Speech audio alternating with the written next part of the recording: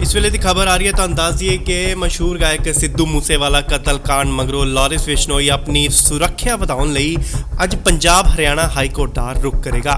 दस दिए कि इस तो पहला यह पटीशन दिल्ली हाई कोर्ट च दायर की गई सी, पर हुण लॉरेंस बिश्नोई के वकील ने कहा है कि असी सुरक्षा नूं लैके पंजाब हरियाणा हाई कोर्ट च अर्जी दायर करांगे।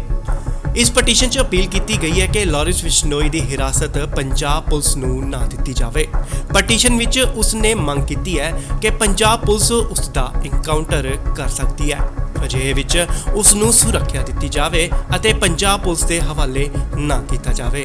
दरअसल सिद्धू मूसेवाला के कतल तो बाद पंजाब के DGP VK पवरा ने दावा किया सी कि कतलेआम पिछे लॉरेंस बिश्नोई का हथ है ਅਤੇ ਕੈਨੇਡਾ 'ਚ ਮੌਜੂਦ ਬਿਸ਼ਨੋਈ ਦੇ ਕਰੀਬੀ ਗੈਂਗਸਟਰ ਲੱਕੀ ਉਰਫ ਗੋਲਡੀ ਬਰਾੜ ਨੇ ਫੇਸਬੁੱਕ ਪੋਸਟ ਰਾਹੀਂ ਇਸ ਕਤਲ ਦੀ ਜ਼ਿੰਮੇਵਾਰੀ ਲਈ ਹੈ। ਇਹੀ ਕਾਰਨ ਹੈ ਕਿ DGP VK ਪਵਰਾ ਦੇ ਦਾਅਵੇ ਤੋਂ ਬਾਅਦ ਹੁਣ ਲੌਰੈਂਸ ਬਿਸ਼ਨੋਈ ਨੂੰ ਇਨਕਾਊਂਟਰ ਦਾ ਡਰ ਸਤਾਉਣ ਲੱਗ ਪਿਆ।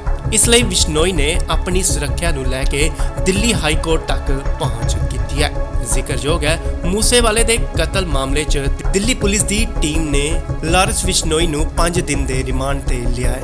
इस दौरान पुलिस सिद्धू मूसेवाला के कतल संबंधी बिश्नोई तो पुछगिछ करेगी।